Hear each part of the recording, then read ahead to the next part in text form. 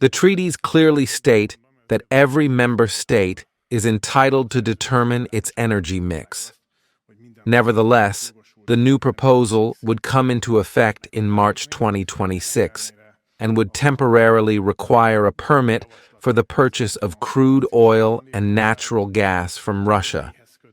Currently, 3 countries have this option. Thanks to the exemption secured by the Hungarian Prime Minister, we, the Slovaks and the Czechs, can import natural gas from Russia under specific conditions, so it's obvious that the proposal is directed against us. It is also regrettable that the European Parliament did not simply support this proposal, but during the negotiations between the Council and the European Parliament, the deadlines for the ban were even brought forward so that it will be implemented in March 2026. And from September 30, 2027, this proposal would completely prohibit the transportation of Russian oil and gas. If this decision is made, which is very likely, we will challenge it at the European Union's court. For Hungary, both the price and energy security make Russian oil and natural gas indispensable, so this proposal bypasses unanimity, contradicting the fundamental principle of the European Union that allows every country to freely manage its energy mix.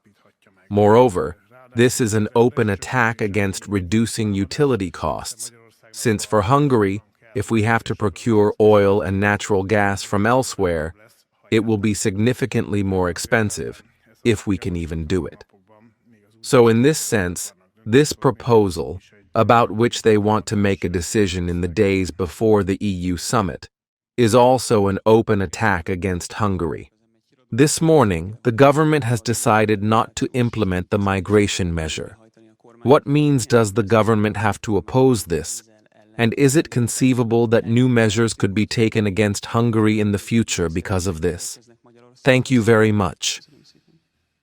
Neither the Slovaks, nor the Czechs, nor even the Polish government, with a similar stance, disagrees with us on this and does not consider this regulation enforceable or acceptable. We consider the matter serious because, as can also be read from the American national security strategy, the fact that Western European societies have destroyed themselves through migration, in our reading, does not have to be a model for Central Europe to follow. And the European Union in the Brussels Center, they think that multicultural societies are good, and they want to dismantle the traditional cultural nation, which is unacceptable to us. Moreover, it is also unacceptable to the Hungarian people, as a referendum was held, where significantly more people voted against the mandatory quota than those who voted for joining the European Union back in the day. The Prime Minister already mentioned next week's EU summit. There will probably be a crucial debate here. What is the government's position? What decision is expected? What is Hungary's preliminary position on this? There is still a significant debate and struggle regarding whether the frozen Russian assets can be confiscated or not. We see that even the great European powers were forced to step back in this matter, quite simply because there is no solution that would not be unacceptably dangerous under international law. There is no precedent for how assets of an institution of another state, the Russian Central Bank, legally invested, and managed by a financial fund manager in Belgium within the European Union, could be withdrawn.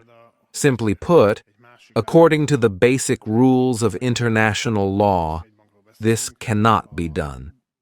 And although they tried with tremendous force to push it through the European Union, it is clear that this will not be successful.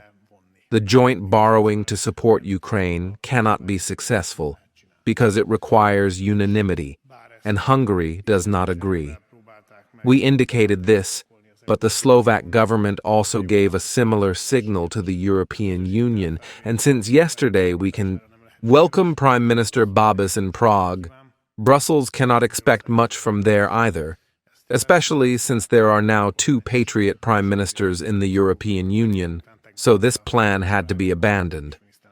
Therefore, another solution must be found, which will obviously be more painful for those countries that want to finance the prolongation of the war. Hungary is not part of this circle. So now there is an oral agreement between Viktor Orban and Trump, or I asked if there is a document about it and whether they might make it public, about this highest sum of 8,000 billion concerning the defense shield, as if Viktor Orban specifically had spoken about it. What does this consist of? Gergely Gulyás, Minister Head of Hungarian Prime Minister's Office, Hungarian. Yes, every agreement that was made there was oral, and then it has written consequences as well. One example is the exemption from Russian energy procurement, which the Americans made public in 2 to 3 weeks. This is also such an area where specific solutions need to be negotiated, and in European or even global practice, there are numerous solutions and possibilities. We are working to be able to present a concrete document here as well. How the efforts for peace and the negotiations between the American or Russian sides may be influenced. The already mentioned EU plan to seize Russian assets has already been brought up. A situation has arisen where the Russians then say that it doesn't matter to them anymore, they would rather continue the war. Let's not forget that the Russians have also frozen European assets, so it's obvious that the fate of European corporate assets located in Russia would at least share the fate of the frozen Russian assets in Europe. This is why several European member states are hesitant about this solution, but the consequence is more severe, and I don't think it would manifest in Russian warfare, because I see less connection there, but rather in the fact that Europe, as an investment opportunity and market, is tremendously weakened. So investors think in legal categories, and not in some abstract justice that disregards the foundations of law at any time that the European Union is trying to seek or promote in a completely erroneous way, partly for domestic political reasons, so they don't have to finance the goal they mistakenly set and have mistakenly followed so far. So the consequence of such a measure, which now seems that even the European Union seems to be recoiling from, would not only be that Russia also uses the invested European wealth, but also that investors will think long and hard about, say, investing in Belgium or even investing their money in the European Union. Because if some measure does not meet the sympathy of European leaders, they will freeze their funds. It doesn't matter whether the measure has any legal basis or not, as no legal basis can be found here. This is simply absurd. So this is not related to what crime Russia has committed, or that Russia violated international law, because that's true, but it's completely independent of the fate of a financial investment.